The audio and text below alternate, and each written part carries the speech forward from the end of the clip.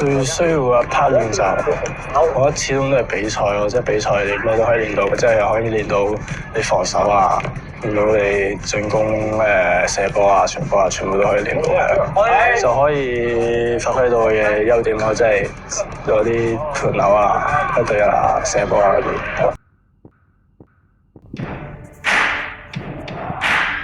嗱，講起重慶啦，你可能會諗起呢一座天地顛倒、徹夜不眠嘅魔幻之城，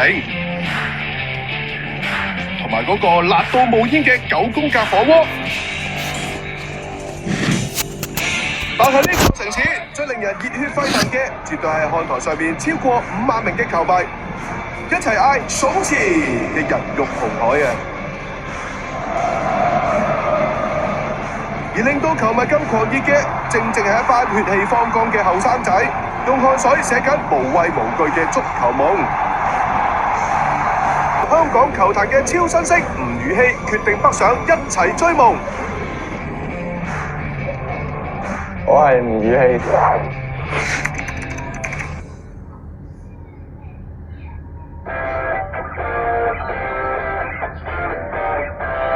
嚟到呢個以辣聞名嘅旅遊城市，香港球迷小孟就決定以火鍋會友，大家邊食邊傾，講下宇希嚟到重慶到底點樣喺呢度揾到自己嘅足球夢。大港腳。闖中超，今日同我一齊闖中超就係吳宇希。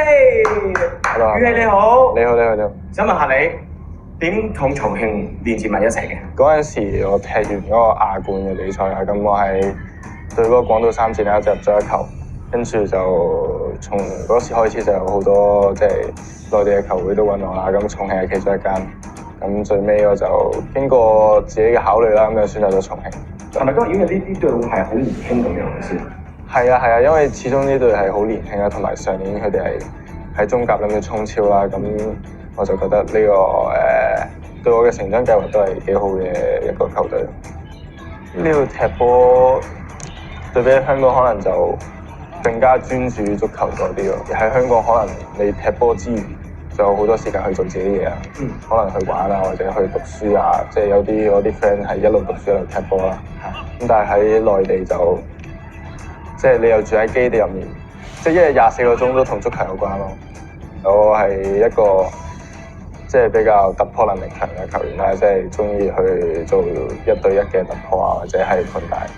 咁會中意踢啲比較上心用目少少嘅足球，無論邊個球員都會想踢高水平嘅比賽。上一個係中甲喎，今個係 CSL， 有咩唔同你覺得？中超第一咁就一定係比中甲要即係對抗高啲啦。係。咁即係身體對抗或者係速率都要比中甲再高，所以要啲時間適應。呢度啲人可能會快啲啦，即係你一攞波啲人已經埋到，可能喺港超嘅話。你攞波仲有時間去埋，呢度就唔同。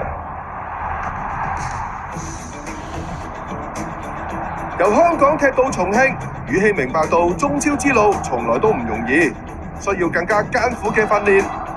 好彩佢遇到伯樂、重慶同梁龍，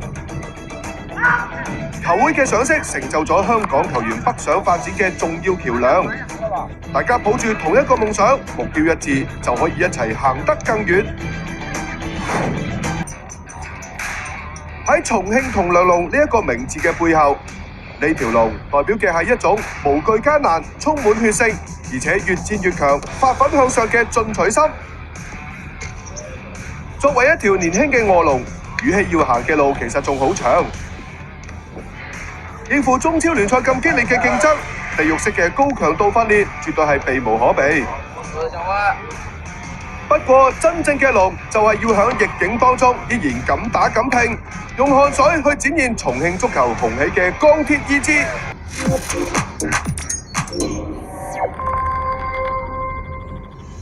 呢度就係我哋嘅宿舍啦，即係基本上我哋生活啊、練波啊、食飯啊，所有嘢基本上都係喺呢度做晒嘅。即係有我哋 canteen， 跟住有個 gym room 醫療室。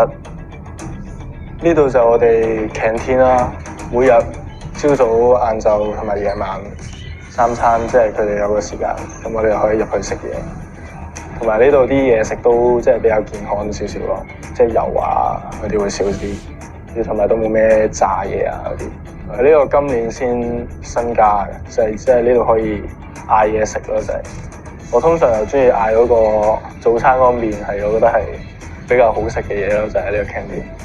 作為一個球員，你要即係去增肌啊，即係你要有一定嘅肌肉，你一定要食啲肉啊，食啲蛋白質、碳水啦，碳水即係你練完波或者未練波，即係你要需要消耗能量，你都要去碳水，都會盡量食健康少少咯，即係始終作為一個運動員，競技嘅狀態係最重要啦。咁即係你啲飲食的確係會對你嘅競技狀態有少少影響。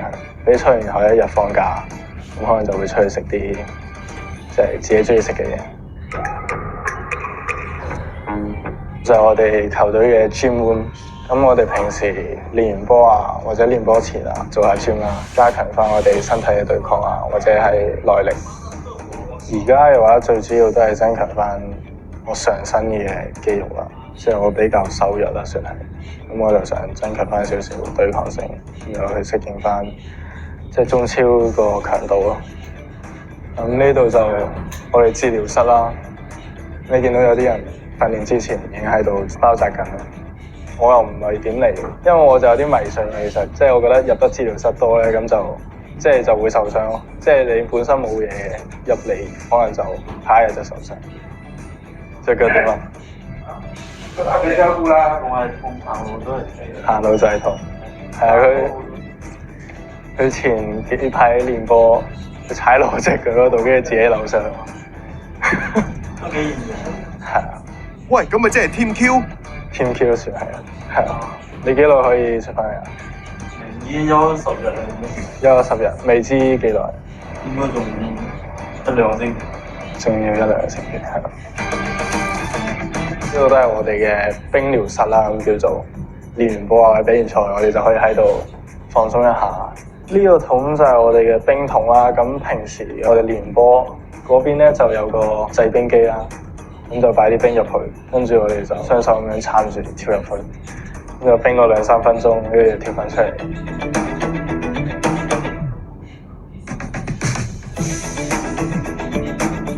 喺呢度就有間房，掛住香港隊嘅波衫啦，之前踢印度嘅，有翻啲歸屬感啦，對翻香港。即係見嗰啲公仔啊，嗰啲都係球迷送。即係我哋作客翻嚟啊，或者機場就會接過佢機啊，咁有陣時會送下啲嘢。或者有陣時比完賽，可能佢哋喺球場出面，即係都會揾我哋簽名啊、影相啊，跟住可能送下禮物咁樣咯，都係。呢個熊仔其實就幾得意呢個熊仔，因為佢後面係有印我個名咯，其實。係啊，就我着住件波衫，呢隻又幾得意。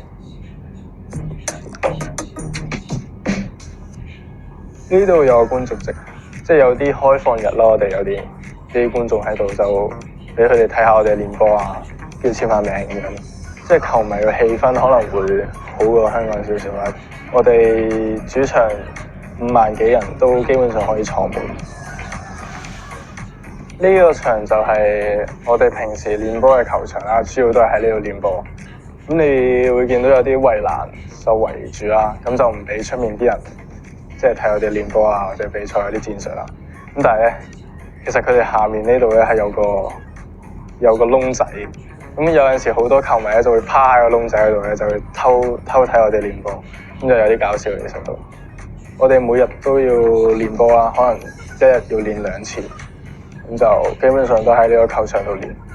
咁你見到呢個球場啲質素都好好，即係喺呢度練波都好舒服。